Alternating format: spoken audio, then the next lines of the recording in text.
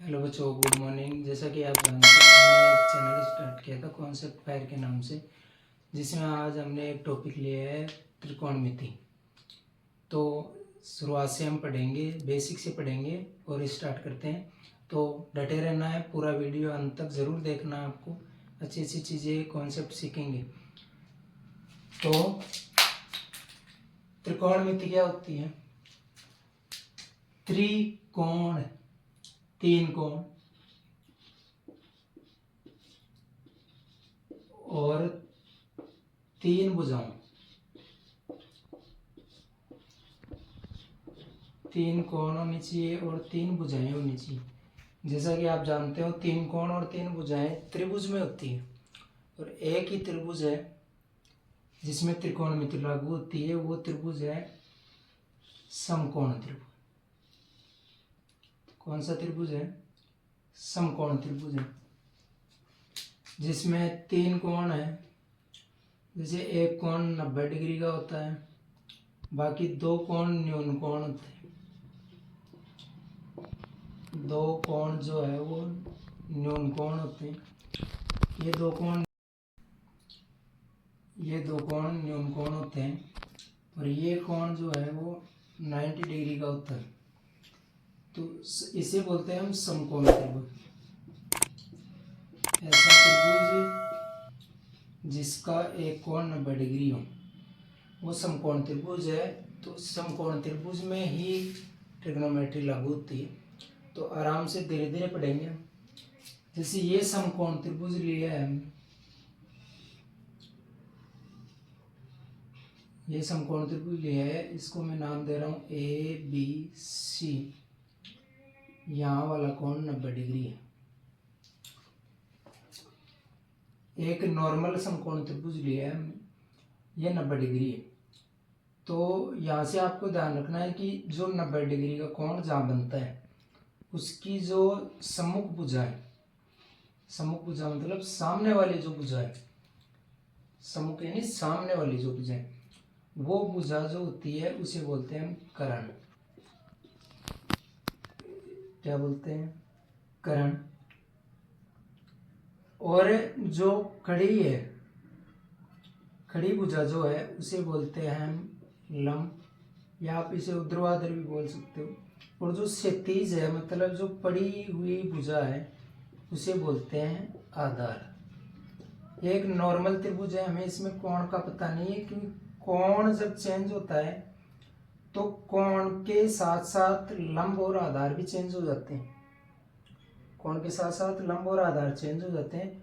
तो ये बात है जब कोण यहाँ हो, मतलब कर्ण तो हमेशा फिक्स है कि जहाँ 90 डिग्री का कोण है, उसकी सम्मुख जो भुजा होती है वही कर्ण होती है। मतलब समकोण के सामने वाली जो भुजा होती है उसे कर्ण कहते हैं। आसान से है, समकोण की सम्मुख भुजा या 90 डिग्री की सम्मुख भुजा, समकोण की सम्मुख भुजा कर्ण होती है। समकोण की सम्मुख भुजा कर्ण कहलाती है। यह ना चेंज होगा, कोण कहीं भी हो।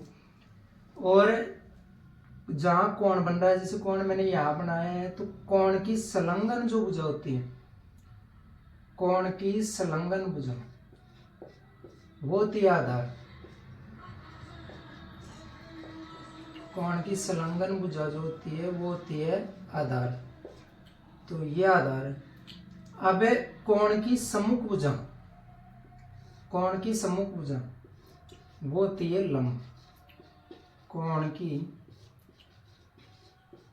सम्मुख भुजा लंब होती, कोण की सम्मुख भुजा जो है वो लंब होती। तो आसान सा है, कुछ नहीं, 90 डिग्री का कोण लेना है। समकोण त्रिभुज वही होगा जिसमें 90 डिग्री का कोण होगा। तो 90 के समकोण की सम्मुख जो भुजा होती है वो होती है कर्ण, और जो कोण होता है, कोण की संलग्न भुजा होती है वो होती है आधार, और कोण की जो सम्मुख भुजा होती है वो होती है लंब। अब कर्ण, लंब और आधार जैसे देखा है, जैसे कोण चेंज हो जाए, जैसे मैंने ये समकोण त्रिभुज लिया है, वही नाम दूंगा मैं ABC। यहाँ कोई कोण 90 डिग्री का है, तो समकोण में कोई चेंज नहीं होगा। ये समकोण है, समकोण की सम्मुख भुजा जो है होती है कर्ण होती है, इसमें कोई चेंज नहीं है।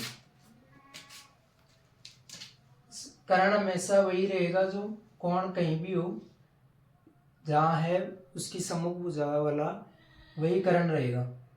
अब मैं कोण यहाँ ले रहा हूँ, तो यहाँ से ध्यान रखना, यहाँ कोण है, ध्यान देना।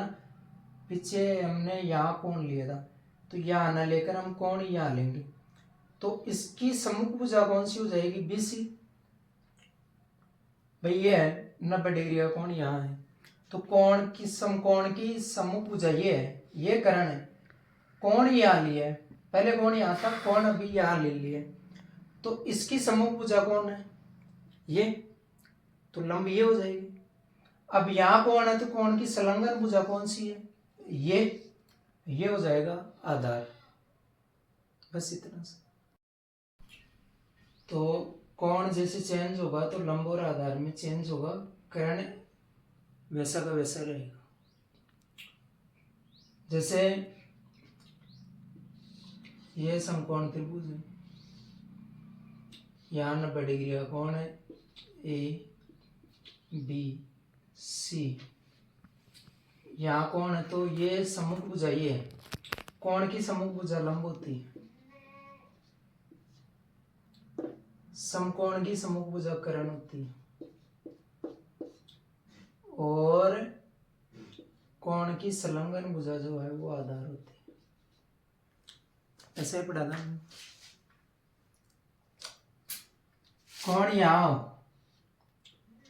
कोण यहाँ करे, जैसे ये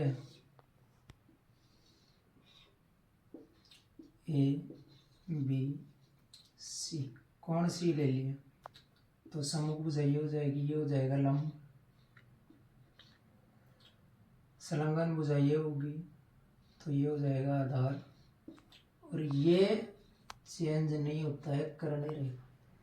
तो 6वीं 7वीं क्लास में पढ़ा आपने, इसकी सहायता से एक प्रमेय बनती है कि कर्ण का जो वर्ग है, जिसे बोलते हैं पाइथागोरस प्रमेय, या बोधायन प्रमेय बोल दो, पाइथागोरस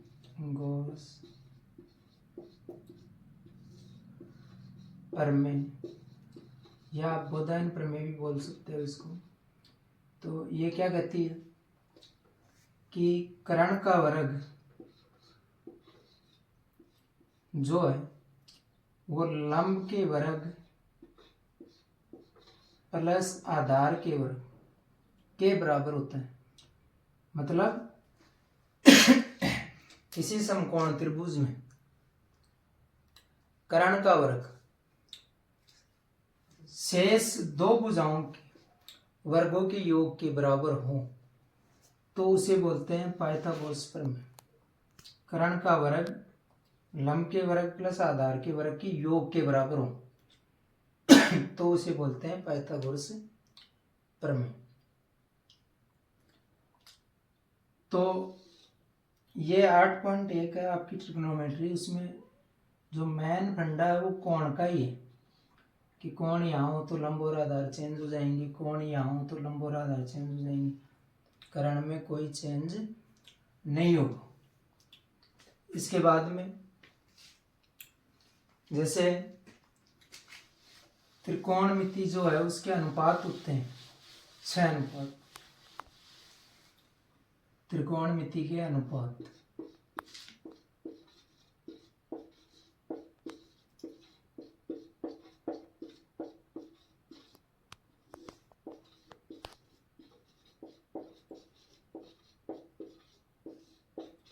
त्रिकोणमिति के अनुपात होते हैं 6, जिसमें पहला है साइन,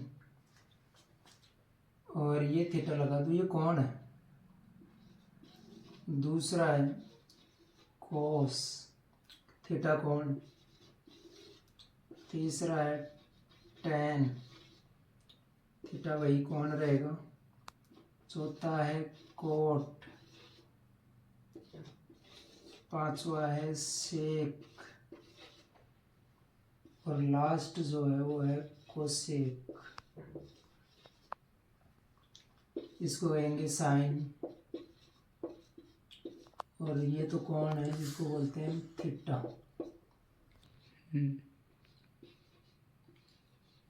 ये है कोस, ये टेन, ये कोट, ये सेक और ये कोसेक।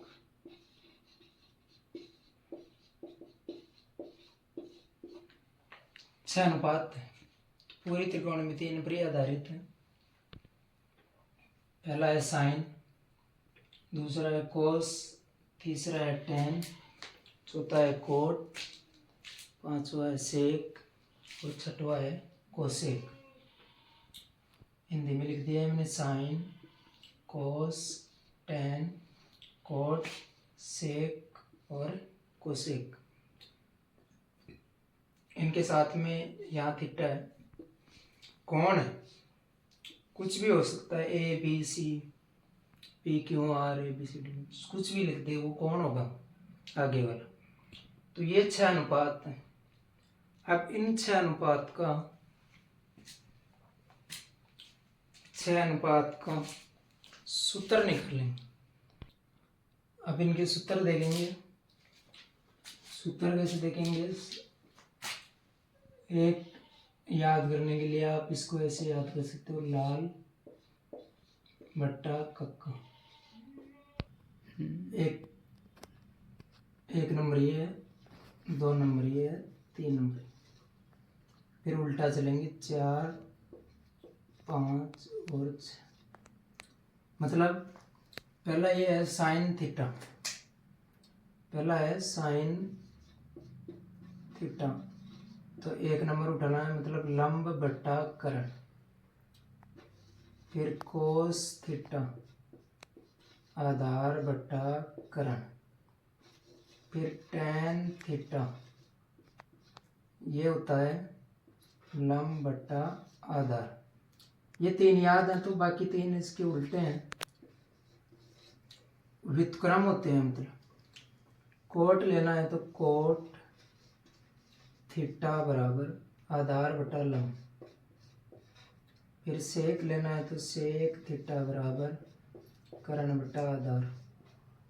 और कोसेक थीटा बराबर करण बटा लंब।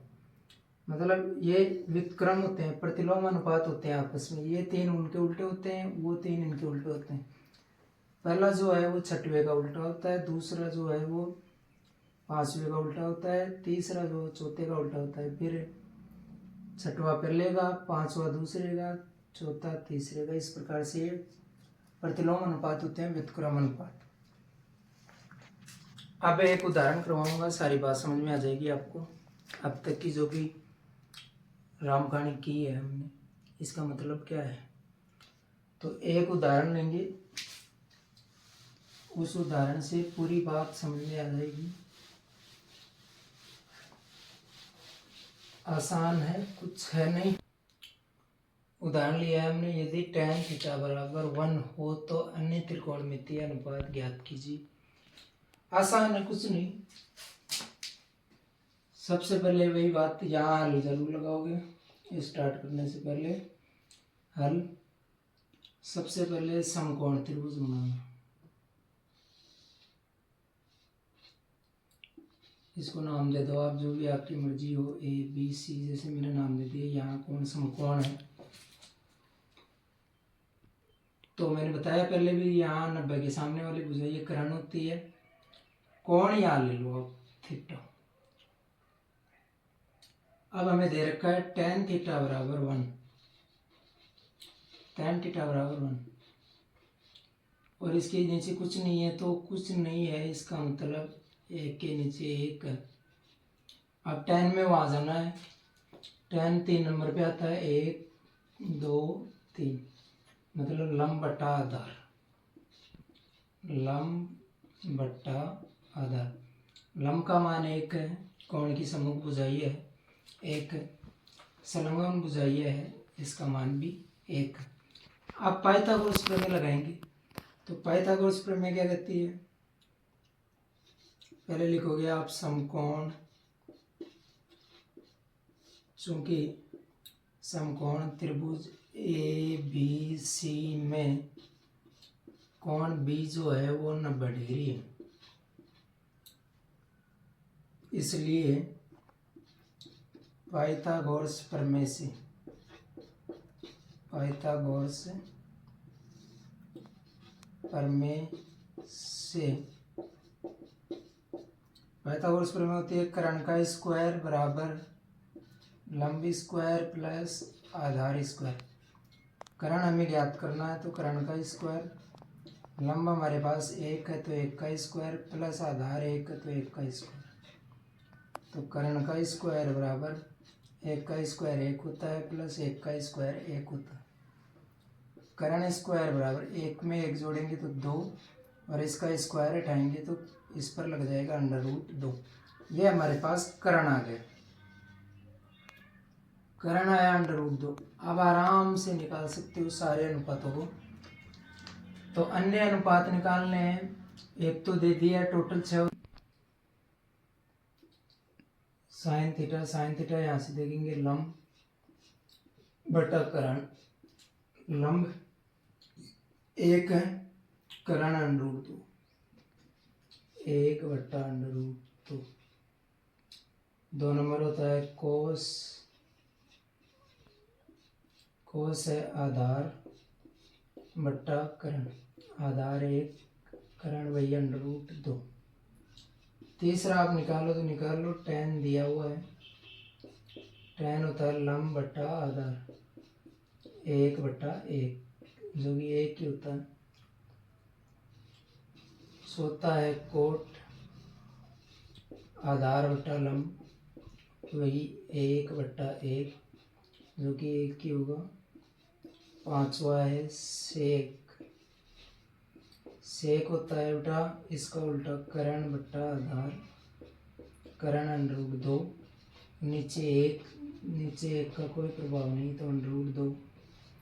और लास्ट होता है कोसेक जो होता है कर्ण बटा लंब जो भी √2 बटा 1 जिसका कोई प्रभाव नहीं है √2। तो आसान है, थोड़ा टॉपिक पढ़ाया हमने, आसान है, बाकी का कल पढ़ेंगे।